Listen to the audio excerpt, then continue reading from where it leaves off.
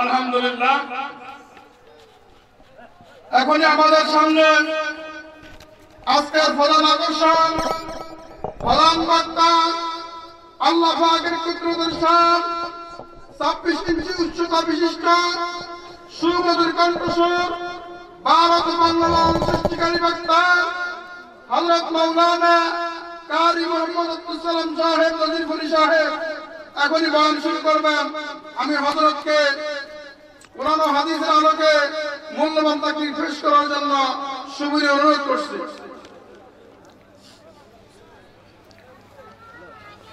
আসসালামু আলাইকুম ওয়া রাহমাতুল্লাহি ওয়া বারাকাতুহু। ইন্নাল হামদালিল্লাহি ওয়াস সালাতু ওয়াস সালামু আলা রাসূলিল্লাহ। আম্মা বা'দ ফাকাদ ক্বালা আল্লাহু তাবারাকা ওয়া তাআলা في كلامه المجيد والفرقانه الحميد. أعوذ بالله من الشيطان الرجيم. জবান খুলে পড়ুন সবাই। বিসমিল্লাহির রাহমানির রাহিম। আলা ইন্না আউলিয়া আল্লাহু লা খাউফুন আলাইহিম ওয়া লা হুম ইয়াহজানুন। وقال رسول الله صلى الله عليه وسلم إن العلماء ورثة الأنبياء. وقال رسول الله صلى الله عليه وسلم طلب العلم فريضة على كل مسلم ومسلمة. मदरसा है बाग जन्ना मुअल्लिम है मिस्ल गुल। मदरसा है बाग जन्ना मुअल्लिम है मिस्ल गुल। शगद उसका इल्म दिन है तलबा है बुलबुल। शगद उसका इल्म दिन है तलबा है बुलबुल। सुद घूस और व्यभिचार, অন্যায় আর অবিচার, নারী ধর্ষণ আর নারী হরণে কাঁপছে বাংলার জমিন। বিদায় হতে চলেছে নবীজির রক্তে মাখা দিন। কালমা পড়েন লা ইলাহা। बाद सलाम तमाम तारीफ हो अल्लाह ताला के लिए। সালামের পরে হলো সমস্ত প্রশংসা সেই মহান মহিয়ান গুণিয়ান রহমান সৃষ্টিকর্তা যে মাওলায়ে কারীম রব্বুল ইজ্জত জাল্লা জালালুহু ওয়া আম্মা নাওয়ালুহু। যে আল্লাহ রব্বুল আলামিন আমাদেরকে এই কনকনে শীতের ভিতরেও আল্লাহ তাআলার নাজিলকৃত কোরআন বলা এবং শোনার মতো সুযোগ আমাদেরকে দান করেছেন। সেই আল্লাহ পাকের দেওয়া জবান একবার ব্যবহার করে বলে আলহামদুলিল্লাহ। সবাই জবান খুলে বলুন আলহামদুলিল্লাহ। দুরূদ ও তাসলিম পেশ করা হোক সাইয়্যিদুনা মরুর দুলাল যে রাসূলকে কেন্দ্র করে বিশ্ব ভ্রমণে আমাদের আসার মতো সুযোগ হয়েছে। সেই নবী পাক সাল্লাল্লাহু আলাইহি ওয়াসাল্লামের উপরে একবার বলি সাল্লাল্লাহু আলাইহি ওয়াসাল্লাম। সম্মানিত সুধী মণ্ডলী, সেই আসরের পর থেকে মাগরিবের পর থেকে ধরে রাত্রি প্রায় গভীর অন্তে চলছে বলে মনে হয়। 2 দিনের আজকের প্রথম দিনের সমাপনী আলোচনার দিকে আমি অধম গুনাহগার নালায়েক একজন আল্লাহর বান্দা আপনাদের মাঝে তথা বিশ্বনবী সাল্লাল্লাহু আলাইহি ওয়াসাল্লামের উম্মতগণের সামনে আমি নালায়েক গুনাহগারের উপস্থিতি করেছেন সেই মাওলা পাকের দরবারে আমি আন্তরিকভাবে শুকরিয়া জানাচ্ছি যে আল্লাহ রাব্বুল আলামিন আমাদেরকে এখনো পর্যন্ত সুস্থ রেখে, পরিপূর্ণ সুস্থ রেখে আমাদের কোরআনের বয়ান শুনবার মতো এবং বলবার মতো সুযোগ করে দিয়েছেন। আইপাড়া গ্রামটি যদিও আমি আজকের জন্য আপনাদের গ্রামের একজন নতুন মানুষ, আমি শুনলাম আইপাড়া গ্রামটা অনেক বহুত বড় একটি গ্রাম। গ্রামের কতক সংখ্যক মানুষও যদি এই কোরআনের মাহফিলে যদি উপস্থিত হতো, মাহফিলে কিন্তু জায়গা দেওয়া বড় মুশকিল হয়ে যায়। কথা বলেন, কথা বলেন। কিন্তু মগর বাড়ি ওয়াজ মাহফিলে আর তাফসীর মাহফিলে আর কোরআনের মাহফিলে মানুষে কথায় কথায় বলেই ফেলে ওয়াজ শোনার কি হবে লাভ, আর ওয়াজ শোনার দরকার নাই। বলেনি আইটপাড়া এলাকায় বলে না, তবে অন্য জায়গায় বলে ওয়াজে আর কোনো লাভ হয় না আর শোনার দরকারও পড়ে না, বলে না। সম্মানিত সুধী মণ্ডলী, আল্লাহ রাব্বুল আলামিন আজও পর্যন্ত কোরআনের বাতি, ইসলামের বাতি, দ্বীনের বাতি মোমবাতির মতো হলেও টিপ টিপ টিপ টিপ করে জ্বালিয়ে রাখছেন বলে আমাদের এখনো মুসলমানিত্বটা আছে। কথা বলেন কি আছে? কথা বলেন, কথা বলেন কি আছে? মুসলমানিত্বটা আছে। যদি এই কোরআনের বাতি, ইসলামের বাতি, তাফসীরুল কোরআন মাহফিল না হইতো, বাংলাদেশের 100% মুসলমানের ভিতরে এমনি তো 85% চলে গেছে, আর 5 জন শতকরা ধরলে মুসলমান ধরা যেতে পারে। কয়জন? 5 জন। 100টার ভিতরে 5 জন, তারপরে আবার ভেজাল, কঠিন ভেজাল। কত যে এই মুসলমান নাম হয়েও কত দলাদলি, ফালাফালি, লাফালাফি, এই বলে একটা, ওই বলে আরেকটা, এই বলে এই মাযহাব মানো, ওই বলে আরেক মাযহাব মানো। এই নিয়ে মুসলমানের ভিতরে মতানৈক্য, বিভ্রান্তিকর এমন একটি পরিস্থিতিতে মাঝখানে ব্যাগে শট মারে নাস্তিকেরা হলো গোল।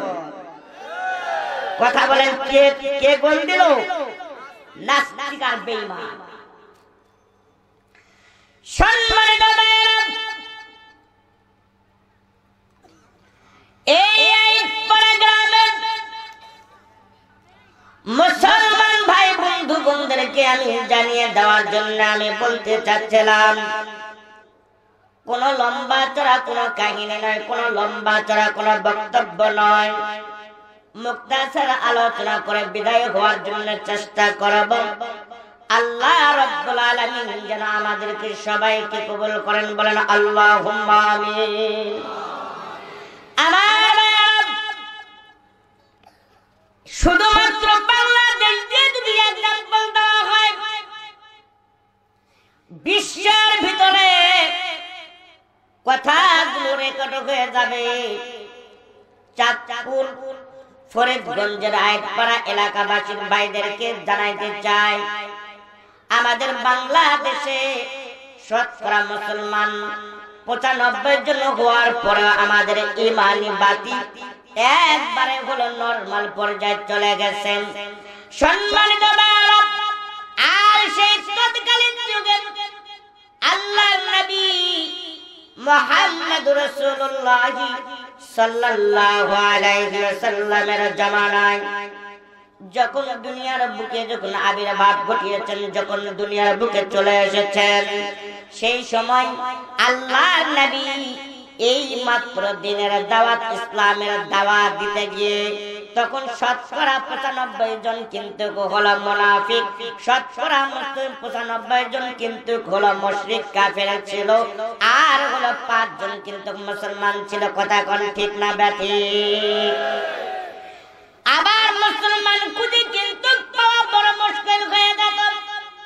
আল্লাহর নবী ওই ইহুদি আর মুশরিক নাস্তিক কাফেরদেরকে কায়দা কৌশল করিয়া আল্লাহ রাব্বুল আলামিনের বড়ত্বতা, একত্ববাদকে সাক্ষ্য দেওয়ার জন্য মানুষের দাঁড়ে দাঁড়ে, মানুষের ঘরে ঘরে ঘরে ঘরে যাইয়া আল্লাহর নবী দাওয়াতি কাফেলা তথা হলো আল্লাহ রাব্বুল আলামিন আমাদের হলো স্রষ্টা একমাত্র মালিক, এই মালিকের সঙ্গে আমাদেরকে পরিচয় করে দেওয়ার জন্য দাওয়াতি কাফেলা চালিয়েছেন। জোরে জোরে কোন মারহাবা।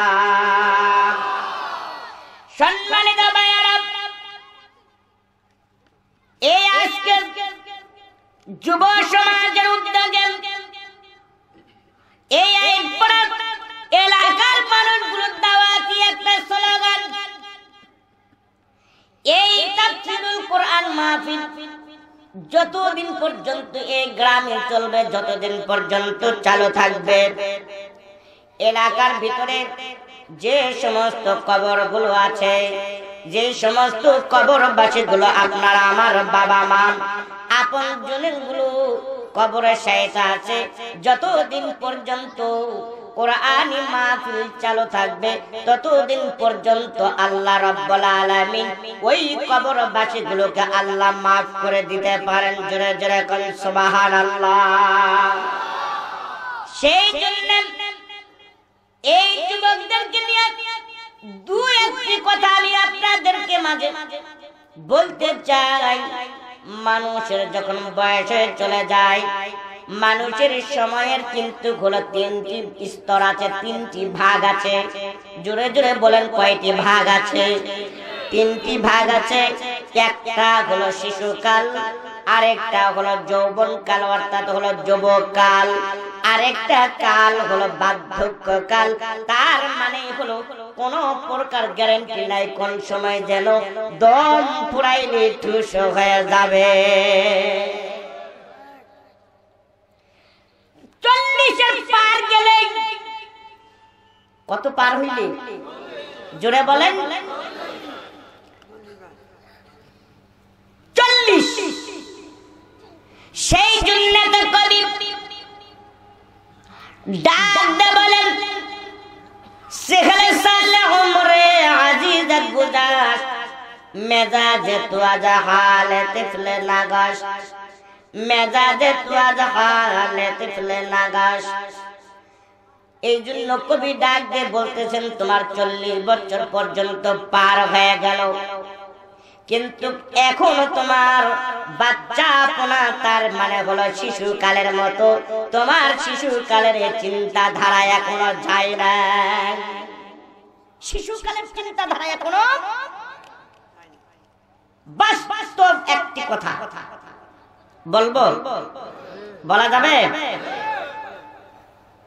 আমি গতকাল রাত্রে রাত্র 9:30 আমার ঠিক নওগাঁ নজিপুর এই জায়গা থেকে গাড়িতে উঠে রাত্র 9:30 রওনা হয়ে এই আপনাদের ফরিদগঞ্জ আইটপাড়ার উদ্দেশ্যে আসার পথে সদরঘাটের লঞ্চ, এই লঞ্চটার ভিতরে একবারে আসলে আপনারা মাইন্ড হয়তো করে ফেলতে পারেন যে হুজুর আপনারা হুজুর মানুষ, আপনারা আবার এগুলো কি দেখেন আর আপনারা এগুলো কি বলেন। আমার পাশেই যে মহিলাটি বাম পাশে, এখন তো ডিজিটাল বাংলাদেশে মহিলা আর পুরুষ ভেদাভেদ নাই, কি বলেন আছে, এবং হাতে একটা করে উপর দিকে টাচ করলেই কি ওই একটা হাতে নিয়ে সর্বদা নষ্টামি আর দুষ্টামি বদমাইশি করার একটা হলো পায়তারা, যার নাম হলো নেট। জোরে কোন কি নেট, ইন্টারনেট, মোবাইলের মাধ্যমে, টাচের মাধ্যমে মেয়েটি মহিলাটি একটু অনুভব করে দেখলাম বয়স 40-এর নিচে হবে না, পারি হবে। এই মেয়েটি ঠিক একবার নায়ক আর নায়িকা ড্যান্সের গান, গানের বাদ্যবাদন, কি যে একটা ভাউতাবাজি এই পানি পথে, এই সমুদ্রের ভিতরে, নদীর ভিতরে, যার কোনো কুলো নাই, কেনারও নাই, টাস করে মাঝখান দিয়ে যদি আল্লাহ বেড়ে দিয়ে দেন, ড্রাইভার বানানোর কোনো ক্ষমতা নাই যে কিনার পর্যন্ত ভেড়ায়। কথা বলেন ঠিক না ব্যাঠি? কথা বলেন ঠিক না ব্যাঠি? এই মেয়েটি আল্লাহর উপরে একটু মাত্র ভয় তার সেনার ভিতরে নাই, আল্লাহর ভয় নাই। আল্লাহ রাব্বুল আলামিনের ভয় যদি একটু যারা পরিমাণ অন্তত পক্ষে কোন মানুষের অন্তরে যদি থাকে, আল্লাহর ভয় যদি যারা পরিমাণ যদি এই সিনার ভিতরে ভয় থাকে, খোদার কসম করে বললাম এই মানুষটি কোনো দিন কোশ্চিন কালেও গুনার কাজ করতে পারে, গুনার কাজ করতে পারে। সম্মানিত ভাইরা, এই জন্য আপনাদেরকে আমি বলছিলাম আল্লাহ রাব্বুল আলামিন আমাদেরকে লক্ষ্য করে, অর্থাৎ এই মানুষদেরকে লক্ষ্য করে, মুসলমানদেরকে লক্ষ্য করে ডাক দিয়ে বলতেছেন আলা ইন্না আউলিয়া আল্লাহু লা খাউফুন আলাইহিম ওয়া লা হুম ইয়াহজানুন। আল্লাহ রাব্বুল আলামিন ডাক দিয়ে বলতেছেন, একটা ধমক দিয়ে ডাক দিয়ে প্রশ্ন সম্মুখীন করে বলতেছেন আল্লাহর ওলি যারা হবে, আল্লাহ ওয়ালা যারা হবে, আল্লাহ ওয়ালার দরজা যে ব্যক্তি লাভ করতে পারবে তাদের কোনো প্রকার লা খাউফুন আলাইহিম ওয়া লা হুম ইয়াহজানুন। আল্লাহ রাব্বুল আলামিন ডাক দিয়ে বলতেছেন ওই বান্দা বান্দির জন্য কোনো প্রকার ভয় নাই, এমন কি তার জন্য কোনো প্রকার চিন্তা ভাবনা নাই। জোরে জোরে বলেন সুবহানাল্লাহ। আল্লাহ রাব্বুল আলামিন আল্লাহ ওয়ালা বলতে কাকে বলা হয়, এই জিনিসটা আমাদেরকে একটু মাত্র চিন্তা করতে হবে। আল্লাহ ওয়ালা কে বা কাহারা হবে একটু মাত্র খেয়াল করলে বুঝে আসবেন। সর্বপ্রথম আমি আপনাদেরকে বললাম যে ব্যক্তি সেনার মধ্যে যারা পরিমাণ আল্লাহর ভয় থাকবে, এই বান্দা বান্দি আল্লাহর ভয় করলে আল্লাহ ওয়ালার খাতায় কিন্তু নাম উঠিয়ে যাবে। জোরে জোরে বলেন মারহাবা। সম্মানিত ভাইরা, কি আমাদের লাভ? আশরাফ আলী থানভী রাহিমাহুল্লাহু তাআলা আল্লাহর বান্দা তার কিতাবের মধ্যে লেখে লেখে ঘোষণা করে বলেন, আল্লাহ ওয়ালা যেই বান্দা বান্দি হবে তাদের আস্তে আস্তে করে তার স্তরগুলো বাড়তে থাকবে, আল্লাহ তাআলার সাথে তার সম্পর্ক বাড়তে থাকবে। যেমন করে আল্লাহ ওয়ালা ছিল হযরত সাহাবায়ে কেরাম আজমাইন। সাহাবায়ে কেরাম রাদিয়াল্লাহু তাআলা আনহু কেমন আল্লাহ ওয়ালা ছিল একটু মাত্র খেয়াল করলে আমাদের মেমোরিতে একটু মাত্র যদি নাড়া দেওয়া হয়, এই নাড়া দিলে আমাদের একটু বুঝে ধরবে। সম্মানিত সুধী মণ্ডলী, আমি একটি সাহাবী, যে সাহাবীটি হলো আল্লাহ নবী সাল্লাল্লাহু আলাইহি ওয়াসাল্লামের শুধু আল্লাহর নাম মুখে নেওয়ার জন্য এবং কালেমার দাওয়াত দেওয়ার জন্য সাহাবায়ে কেরামদের মধ্য থেকে এই সাহাবী তার বংশধরদেরকে নিয়ে, তার বংশের মানুষদেরকে নিয়ে একবার রাঙ্গা তলোয়ার বিশ্ব নবী সাল্লাল্লাহু আলাইহি ওয়াসাল্লামকে ঠেকানোর জন্য, তার প্রতিবাদ করার জন্য ডাইরেক্ট তখন আল্লাহর নবীর দরবারে চলে গেলেন। সাহাবীর নাম সিদ্দিক আকবর রাদিয়াল্লাহু তাআলা আনহু। হযরতে আবু বকর সিদ্দিক রাদিয়াল্লাহু তাআলা আনহু জোরে জোরে বলেন সুবহানাল্লাহ।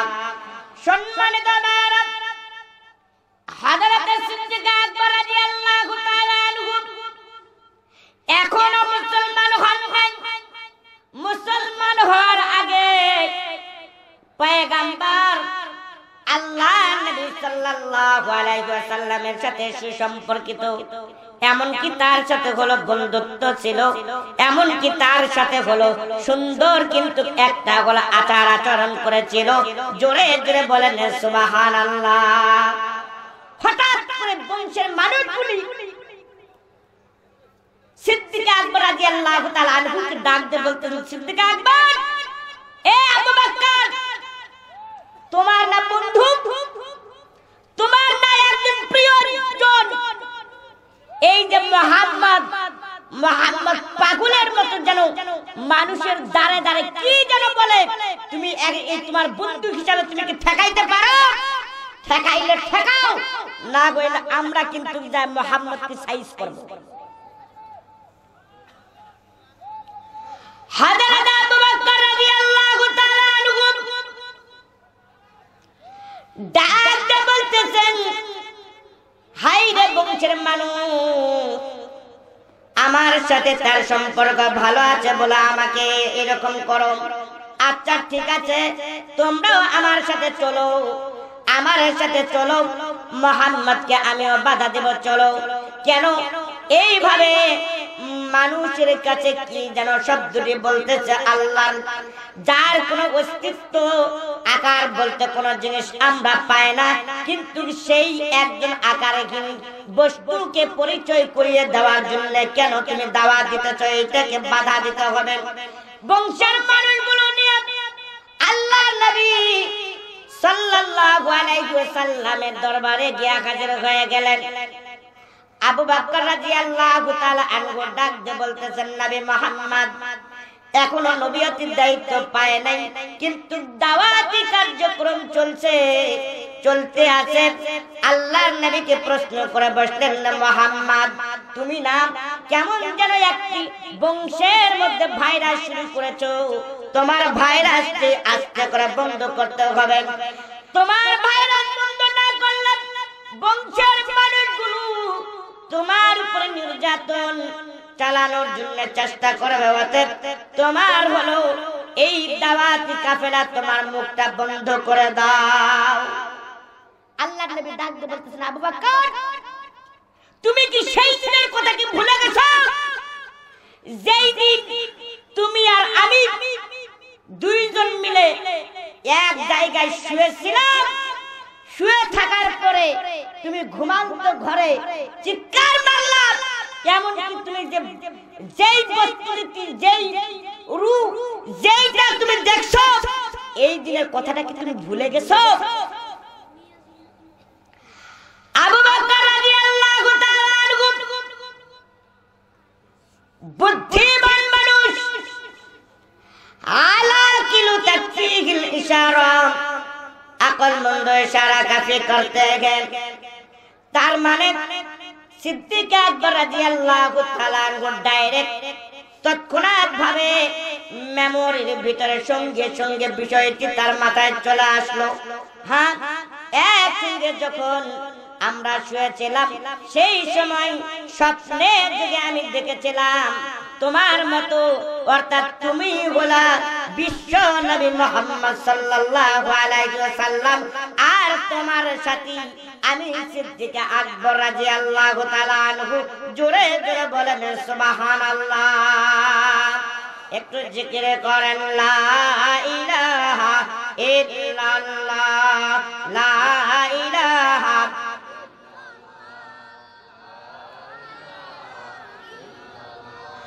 জবান খুলে পড়েন সবাই লা ইলাহা ইল্লাল্লাহ, লা ইলাহা। সুবহানাল্লাহ ওয়ালহামদুলিল্লাহ, সুবহানাল্লাহ ওয়ালহামদুলিল্লাহ, লা ইলাহা লা ইলাহা ইল্লাল্লাহ, লা ইলাহা।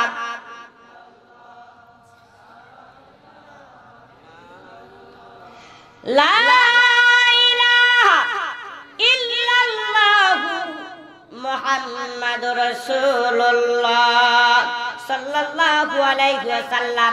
সম্মানিত ভাইরা, আমি আপনাদেরকে সর্বপ্রথম বলছিলাম মানুষের জিন্দেগিটির ভাগ হলো তিনটি ভাগ। জোরে বলেন কয়টি ভাগ? তিনটি ভাগের মধ্যে একটি ভাগ হলো শিশু, অর্থাৎ হলো শৈশবকাল, আরেকটি হলো যৌবনকাল, আরেকটি হলো বার্ধক্যকাল। এই তিন কালের মধ্যে আল্লাহ নবী সাল্লাল্লাহু আলাইহি ওয়াসাল্লাম বর্ণনা করতে গিয়ে হাদিসে পাক সাল্লাল্লাহু আলাইহি ওয়াসাল্লামের মধ্যে ইরশাদ করেন, এই তিনটি জামানার ভিতরে সর্বোৎকৃষ্ট সময়টি হলো যেই সময়টি হলো মাঝামাঝি শাবাব, একবারে হলো শাবাব। যৌবন কালটি যেই সময়টি, যৌবন কালটাকে কন্ট্রোল করে আল্লাহ রাব্বুল আলামিনকে রাজি খুশির উদ্দেশ্যে ইসলামিক দাওয়াতের কাফেলা চালিয়ে যাবে, ইসলামিক দাওয়াতের কার্যক্রম চালিয়ে যাবে, এমনকি নিজে আমল করবে। এই সময়টা অর্থাৎ হলো যৌবন কালটি আল্লাহ রাব্বুল আলামিনের দরবারে সর্বোচ্চ দামি। জোরে জোরে বলেন সুবহানাল্লাহ। আর শিশুকালটি আমাদের মেমোরিতে কোন প্রকারের কি করব না করব, এই শিশুকাল সময়টি আমাদের কিছু বুঝে ধরে না। বুঝে ধরে? বুঝে ধরে না। আবার দেখবেন 40 বছরের পরের থেকে 2 বার 3 বার করে নামাজ পড়ে, তাও তার মনে থাকে। এক নামাজ 2 বার 3 বার পড়ে, কয়বার পড়লো তার কোনো তার খবর থাকে না। এমন কিন্তু নাট আস্তে করে লুজ হয়ে যায়। এইটা লুজ হয়ে যাওয়ার পরে আপনার মনের মধ্যে কেমন যেন অতিষ্ঠ ভাব, আবার আমলেও কোনো স্বাদ নাই। কিন্তু যুবক সময়ে এখন বলবেন হুজুর এই সময়টার এত দাম, কি জন্য দাম?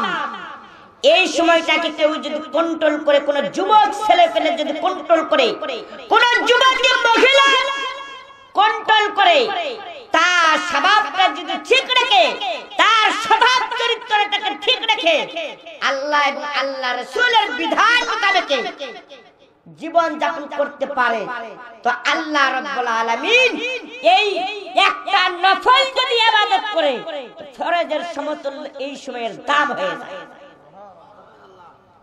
কি কি যদি করে একটা নফল ইবাদত করলে ফরজের সমতুল্য হয়ে যায়। একটা ফরজ যদি ইবাদত করে আল্লাহ রাসূল বর্ণনা করে বলেন ওই যুবকের আমলটা 70টি ফরজ 70টি ফরজিয়াত আমল করে যে সওয়াব হবে এই যুবক যুবতী বয়সে সেই আমলটি করলে আল্লাহ রাব্বুল আলামিন সেই জাযা দিয়ে দেবেন। সুবহানাল্লাহ।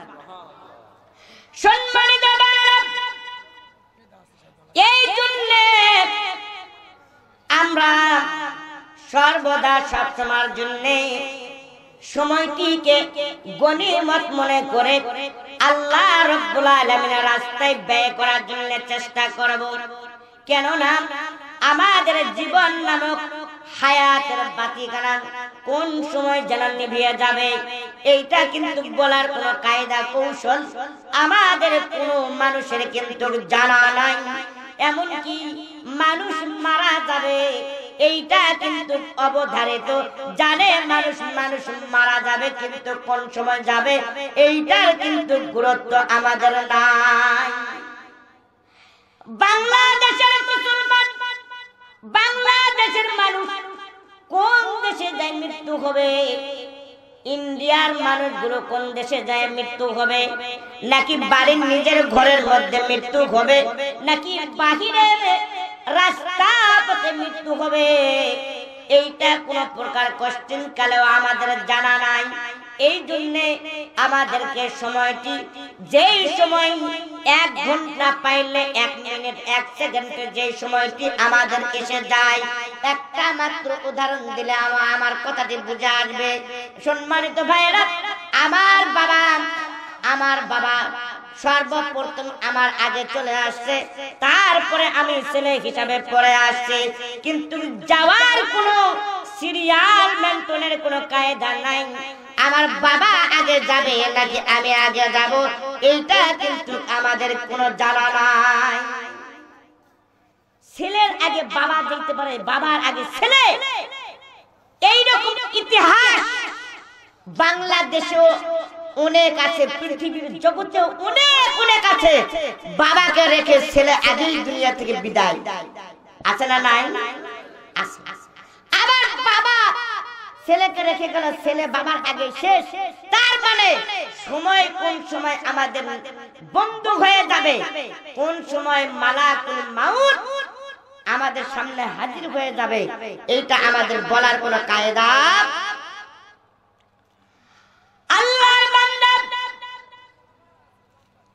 আল্লাহর নবী সাল্লাল্লাহু আলাইহি ওয়াসাল্লামের বেশ কয়েকদিন ধরে, মোটামুটি 2-3 দিন ধরে তার শরীরে কম্পনিত আকারে, কঠিন আকারে হলো আল্লাহর নবীর শরীরে জ্বর, কঠিন আকারে জ্বর এসেছে। আল্লাহর নবী আম্মা জান আয়েশা সিদ্দিকা রাদিয়াল্লাহু তাআলা আনহার ঘরে আম্মা জান বর্ণনা করতে গিয়ে আল্লাহর নবী সম্পর্কিত সাহাবায়ে কেরামগণ যখন আম্মা জান আয়েশা সিদ্দিকা রাদিয়াল্লাহু তাআলা আনহার কাছে যখন প্রশ্ন করেছেন, আম্মা জান আল্লাহর নবী যখন জ্বর 3 দিন ধরে হইতেছিল, আর আল্লাহর নবী এই দুনিয়ার বাতিকে বন্ধ হয়ে যখন পরজগতে আল্লাহ রাব্বুল আলামিনের সাথে দিদার লাভ করার জন্য, অর্থাৎ হলো নিজ প্রভুর সাথে হলো দিদার করার জন্য যখন দুনিয়া ট্রান্সফার করে যখন ফেলেছেন, সেই সময়ের অবস্থাটাই আল্লাহর নবী কিছু কি বর্ণনা করেছেন। আম্মা জান জানা থাকলে আমাদেরকে বলে দেন তাড়াতাড়ি করে। আম্মা জান ডাক দিয়ে বলেন, হ্যাঁ, আল্লাহর নবী বর্ণনা করেন যেই সময় মালাকুল মাউত আল্লাহর নবীর দরবারে যখন হাজির হয়ে গেছে, আল্লাহর নবী বর্ণনা করেন ওই সময়টি এমন একটি মুহূর্ত ছিল, আল্লাহর নবী শরীরে কম্পনিত জ্বর থাকার পরেও হযরতে মালাকুল মাউত আল্লাহর নবীর দরবারে যখন হাজির হয়ে গেছেন, হাজির হওয়ার পরে সালাম দেওয়ার পরে আসসালামু আলাইকুম ইয়া রাসূলুল্লাহ ইয়া হাবিবাল্লাহ সাদাই নবী গো, বলুন আপনি যদি আমাকে অনুমতি দেন গো নবী, তাহলে আপনার থেকে জানতে অবশ্যই বের করে নেব, আর অনুমতি ছাড়া আমি জান নিতে পারবো না। আল্লাহ নবী ডাক দিয়ে বলেন, এই মালাকুল মাউত যখন আমার সামনে উপস্থিত হয়ে গেল, সেই সময় একটু মাত্র যখন আমি খেয়াল করেছিলাম, আয়েশা রে তুমি শুনে রাখো, মালাকুল মাউতের একবারে হলো আসমান বরাবর মাথা থেকে গেছে, জমিনে পাপ আর হলো উত্তর দক্ষিণের দিকে দেখলাম একবারে কেমন যেন অদ্ভুত চেহারার একটি বস্তু, যেই বস্তুটির নাম হলো মালাকুল মাউত। এই মালাকুল মাউতকে দেখা আমার যা জ্বর ছিল তার চেয়ে আমার 104 ডিগ্রি বেড়ে গেছে। সম্মানিত বাবা, কথাটি কি জন্য বললাম? আল্লাহ নবী সাল্লাল্লাহু আলাইহি ওয়াসাল্লামের সামনে গিয়া অনুমতি চেয়ে মালাকুল মাউত তার জান বের করার চেষ্টা করেছেন। আপনারা আবার যখন আমাদের জান বের করবেন, জান বের করার আগে 1 সেকেন্ড, 1 মিনিট, 1 কদম সামনেও বাড়তে দেবে না, পিছনেও কিন্তু ফেরার কোনো কায়দা হবে। আমাদের পিছনেও কিন্তু ফেরার কোনো কায়দা হবে না। সেজন্য আমাদেরকে এই জিন্দেগি আবার প্রত্যেকটি সময়ের গনিমত মনে করে, যেই দিন থেকে আমি দুনিয়ার বুকে আবির্ভাব ঘটেছি, যখন থেকে আমাদের বুঝার ধারণ ক্ষমতা হয়ে গেছে, যখন থেকে আমাদের ফিতরাতের উপস্থিতি আমাদের প্রয়োজন হয়ে গেছে, আমাদের যখন তিফিল হালাতে অর্থাৎ যখন আমাদের বাবা মা মুসলমান যদি হয়ে থাকে, ওই মুসলমানের ঘরের বিধান মোতাবেক ওই ছোট্ট কাল থেকে আমাদের কিন্তু আমল শুরু করার দরকার। আর মানুষ আজকাল কি মানুষকে যদি জিজ্ঞেস করা হয়, দাদা নামাজ আপনি পড়বেন না? লোকটি বলে নামাজ পড়ে কি হবে? আবার কাউরে কাউরে দেখা যায় অনেক দিন ধরে নামাজ পড়ে মাথার মধ্যে কপালের মধ্যে কালো দাগ লাগিয়ে গেছে, কিন্তু দেখা যায় সেজদার সিস্টেম, রুকুর সিস্টেম বা বিভিন্ন প্রকারের নামাজের কায়দা কৌশলগুলো দেখলে আরো যদি 80 বছর যদি এইভাবে আমল করে, তা আমলটি কবুলিয়াত হবে বলে মনে হয়। কেন? সিস্টেমের ব্যতিক্রম, সহি পন্থায় সহি ভাবে আমাদের আমলগুলো করা আমাদের দ্বারা সম্ভব হয় না। সম্মানিত বাবা, সহি ভাবে একবারে হলো আল্লাহ তাআলার হলো খুলুসিয়াত পাওয়ার জন্য, খুলুসিয়াত নিয়ে আমাদের আমল করার জন্য আমাদের রাহবার আল্লাহর ওলিগুন অর্থাৎ হলো এই দুনিয়ার বুকে আল্লাহ ওয়ালার পথে যারা আল্লাহর পথে যারা চলে, তাদের শরণাপন্ন হয়ে ওলামায়ে হযরতদের শরণাপন্ন হয়ে আমাদের জিন্দেগিটি, আমাদের সমস্ত জিন্দেগিটি কুরআন হাদিস ভিত্তিক আমাদের আমলের জিন্দেগি তৈয়ার করার দরকার। জোরে জোরে বলেন সুবহানাল্লাহ।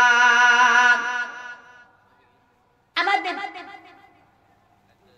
ভাইজান, আমরা এখনো আমলের দিক দিয়ে মুসলমান, অন্য অন্য দেশের মুসলমানেরা আমাদের বাংলাদেশকে টার্গেট করে বলেন, বাংলাদেশের মুসলমানদেরকে বাহবা দিয়ে বলেন, বাংলাদেশের মুসলমানেরা আমলের দিক দিয়ে অনেক এগিয়ে আছে, সুবহানাল্লাহ বলেন।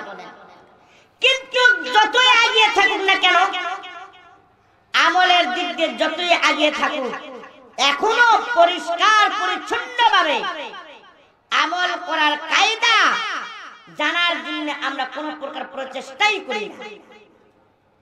এই আমল করার জন্য, সহিহ পন্থায় আমল করার জন্য আমাদের রাহবার উলামায়ে হযরতদের সান্নিধ্য লাভ করে, উলামায়ে হযরতদের সাথে থেকে আমাদের জিন্দেগির পরিচালনা করার জন্য, সর্বদা আলেম উলামাদের সাথে থাকার জন্য আল্লাহ তাআলা যেন আমাদেরকে কবুল ও মঞ্জুর করেন, বলেন আল্লাহুম্মা আমিন। সম্মানিত ভাইরা, একটু জিকির করেন লা ইলাহা ইল্লাল্লাহ, লা ইলাহা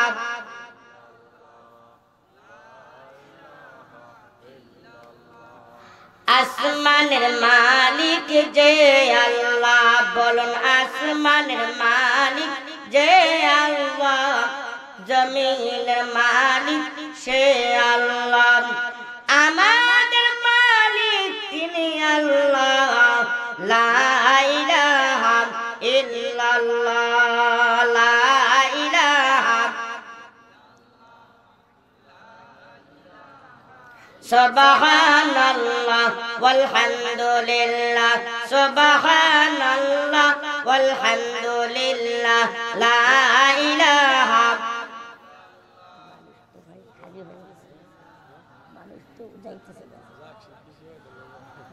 শেষ করে মানুষ তো বিরক্ত লা ইলাহা ইল্লাল্লাহ, লা ইলাহা ইল্লাল্লাহ, লা ইলাহা ইল্লাল্লাহু মুহাম্মাদুর রাসূলুল্লাহ সাল্লাল্লাহু আলাইহি ওয়াসাল্লাম। সম্মানিত ভাইরা, আমি আপনাদেরকে বলতেছিলাম ওই কথাটির উপর আল্লাহর নবী সাল্লাল্লাহু আলাইহি ওয়াসাল্লামের দরবারে সিদ্দিক আকবর রাদিয়াল্লাহু তাআলা আনহু তার বংশধরদেরকে নিয়ে আল্লাহর নবীর দরবারে যায়, ডাক দিয়ে প্রশ্ন করে বসলেন। উল্টা প্রশ্ন আবু বকর সিদ্দিক রাদিয়াল্লাহু তাআলা আনহুকে আল্লাহর নবী ডাক দিয়ে বলতেছেন, রে আবু বকর, তোমার কি সেই দিনের কথা মনে নাই যেই দিন তোমাকে আল্লাহ তাআলা আমার সম্পর্কিত তোমাকে তথ্য বলে জানিয়ে দিয়েছেন? আল্লাহর নবীর সাহাবী সিদ্দিক আকবর রাদিয়াল্লাহু তাআলা আনহু কিছু সময়ের জন্য মুরাকাবার হালাতে একটু মাত্র যখন মুরাকাবা করে ফেলেছেন, 1 সেকেন্ডের ভিতরে, 1 মিনিটের ভিতরে আল্লাহ রাব্বুল আলামিনের সাথে আল্লাহ রাব্বুল আলামিনের কুদরতে পার্লামেন্টে এসএমএস করে ডাক দিয়ে বলতেছেন, আল্লাহ, ইয়া আল্লাহ, এমন তাজ্জব ওয়াকিয়া আমাকে আপনি যা দেখিয়েছেন, আমার বংশধরের মানুষ এখন আমার সাথে সঙ্গে আছে। আল্লাহ গো, মেহেরবানি করে আমাকে যেই নবী সম্পর্কে আমাকে অবগত করেছেন সেই নবী আজীবন আমাকে সাথী রূপে বানিয়ে দাও। আবু বকর সিদ্দিক রাদিয়াল্লাহু তাআলা আনহু লাব্বাইক সাদাত ইয়া রাসূলুল্লাহ, নবী মুহাম্মদ সাল্লাল্লাহু আলাইহি ওয়াসাল্লাম, আর কোনো আমাকে দেরি করাবেন না। নবী গো মুহাম্মদ, তাড়াতাড়ি করে বিলম্বনা না করে আমাকে ডাইরেক্ট তাড়াতাড়ি করে কালেমা পড়ায়া মুসলমান তাড়াতাড়ি করে বানায়া দাও। আল্লাহ নবী এই কালেমা পড়ে মুসলমান হয়ে গেল। মুসলমান হয়ে যাওয়ার পরে বংশের মানুষগুলো ডাক দিয়ে বলতেছেন, রে আবু বকর, তুমি যেই প্রতিবাদ করার জন্য আমাদেরকে সাথে নিয়ে আসলা, যেই প্রতিবাদটি করার জন্য সাথে নিয়ে আসলা, দেখা গেল সেই তুমি জালের মধ্যে, ফাঁদের মধ্যে পড়ে গেলা। তুমি আবু বকর ওই মুহাম্মাদের মতো পাগল তুমিও হয়ে গেলা। আর তোমাকেও রেখায় দেওয়া যাবে না। এই বলে যুবকদের ভিতরে যুবকদের রক্তগুলো কিন্তু তাজা রক্ত, গরম রক্ত। এই বংশের মানুষগুলোর ভিতরে একজন যুবক হঠাৎ করে লাফ দিয়ে ডাক দিয়ে বলতেছে, রে সিদ্দিক আকবর, আবু বকর, আমরা নাকি প্রতিবাদ করার জন্য মুহাম্মাদের কাছে আসছিলাম, কিন্তু তুমিও যখন মুসলমান হয়ে গেলা, আমি যুবক ছেলে, তোমাকে আমি সার দিতে রাজি নই। তৎক্ষণাৎ করুণ দৃশ্য, সঙ্গে সঙ্গে যুবকটি শক্ত একটি বস্তু নিয়ে রাসূল বর্ণনা করতে গিয়ে বলেছেন, যুবকের পায়ের সে তৎকালীন সময় শক্ত জুতা দিয়া, এই জুতা দিয়া সিদ্দিক আকবর রাদিয়াল্লাহু তাআলা আনহু নাক মুখ বরাবর সঙ্গে সঙ্গে যুবকের রক্ততে টকবক টকবক করতে করতে সিদ্দিক আকবরের মুখটি পর্যন্ত একবারে গুলো থেতলিয়ে বানিয়েছেন, এমনকি রক্তে রক্তিত করে ফেলেছেন। পিঙ্কি দিয়ে রক্ত প্রবাহিত হইতে হইতে সিদ্দিক আকবর জমিনের উপরে চিত হয়ে পড়ে গেছেন। জোরে কন্যা নাউজুবিল্লাহ। যুবক তাও কোন প্রকার ক্ষান্ত হয় না। এই যুবক চিন্তা করতেছে, এই সিদ্দিক আকবর আবু বকর মুহাম্মদকে বাধা দিতে এসে নিজেই যখন তার ফাঁদের মধ্যে পড়ে গেছে, আবু বকরকে দুনিয়াতে আর বেঁচে রাখা যাবে না, এমনকি রাত হয়ে বাড়ির দিকে রওনা হয়ে গেছে। এমন অবস্থায় ওরা এসে তার হলো ওই বংশধরের মধ্য থেকে কতিপয় মানুষ সিদ্দিক আকবর রাদিয়াল্লাহু তাআলা আনহুর পক্ষপাতিত্ব হয়ে ডাক দিয়ে বলতেছে, যুবকরা, এই যুবক, তুমি যে সিদ্দিক আকবরকে আবু বকর সিদ্দিক রাদিয়াল্লাহু তাআলা আনহুকে নির্মম ভাবে তুমি যে অবস্থাটি করেছো, এই নির্মম ভাবে তুমি যেই একবার ক্ষত বিক্ষত করে ফেলেছো, এইটা আমাদের বংশের মধ্যে তোমাকে ছাড় দিতে আমরা রাজি নই, বরং হলো সিদ্দিক আকবরের প্রতিবাদ করার জন্য, প্রতিহত করার জন্য তোমাকে একবারে তোমাকে হলো গলার মধ্যে জুতার মালা দিয়া এই বংশের মধ্যে তোমাকে লড়াইতে হবে, না হয়তো তোমাকে দুনিয়া থেকে আমরাও বিদায় করে দেব। এই বলে আবু বকর সিদ্দিক রাদিয়াল্লাহু তাআলা আনহুকে বংশের মানুষগুলো একদিকে তার থুতা মারতেছে, আরেকদিকে বংশের কিছু লোক ডাক দিয়ে বলতেছে, এমন তো অবস্থা যা হয়েছে, যা শাস্তি দেওয়া হয়েছে, আর কোন শাস্তি দেওয়ার দরকার নাই। তার মা তার জনম দুঃখিনী মার কোলে এমন ক্ষত বিক্ষত অবস্থায় তার কোলে আমরা ঢলিয়ে দিয়ে দেই, তার কোলে আমরা পৌঁছায় দেই, তারপরে কি অবস্থা হয় তা আমরা পরে দেখুন করব। এই বলে তার মার দরবারে নিয়ে চলে গেলেন।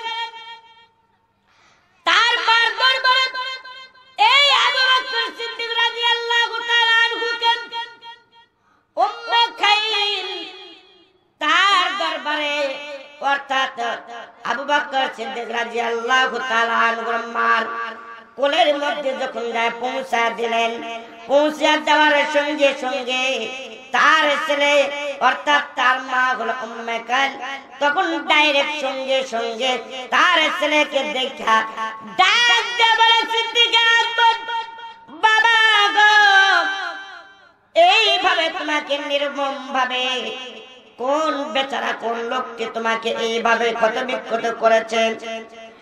আর আবু বকর সিদ্দিক রাদিয়াল্লাহু তাআলা আনহু বাকহীন, অর্থাৎ হলো কথাবার্তা সব বন্ধ হয়ে গেছে। যেহেতু কথাবার্তা বন্ধ হয়ে গেছে, কিছু বলতে পারে না, বেহুশ হয়ে গেছে।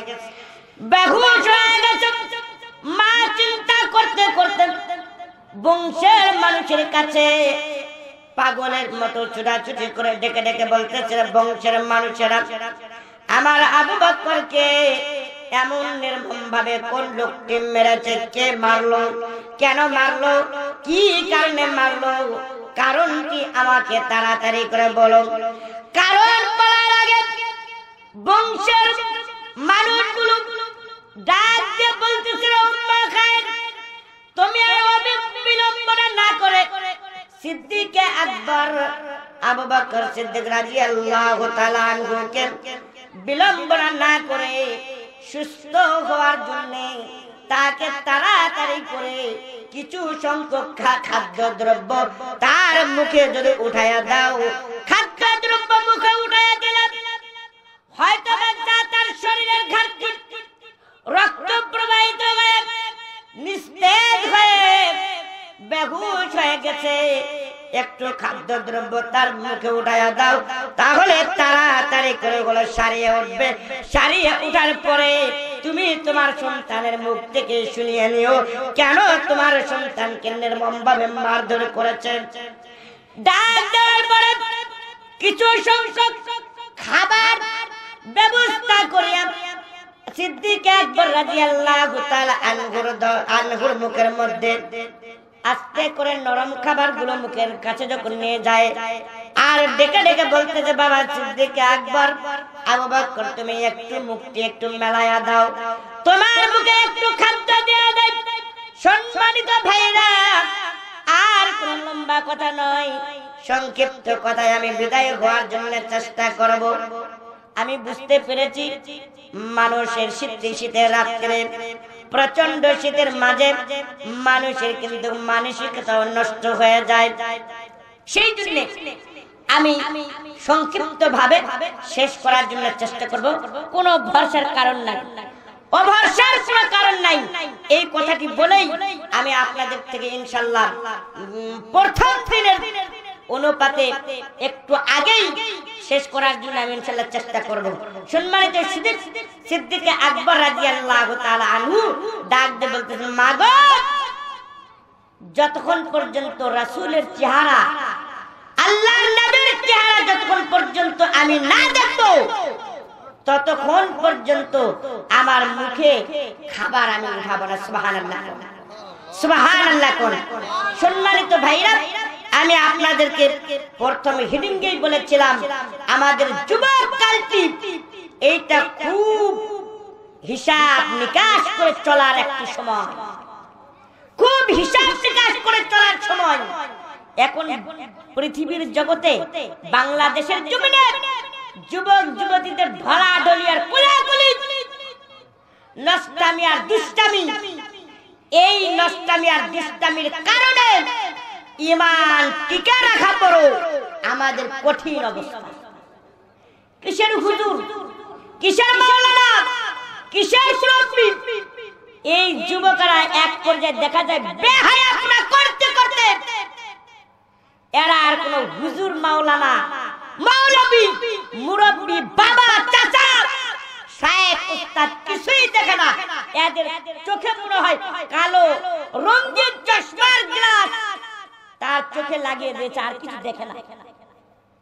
সম্মানিত সুধী, আল্লাহ তাআলা যেন আমাদেরকে এই হায়াতের জিন্দেগিটি কোরআন হাদিস দিয়ে গঠন করে আমাদের জন্য এই দুনিয়ার জগতে আমাদের আমল করে কবর জগৎ, মিজান, হাসর, কিয়ামত দিবস পর্যন্ত যেন আমাদেরকে আল্লাহ রাব্বুল আলামিন কবুল করেন। বলেন আল্লাহুম্মা আমিন।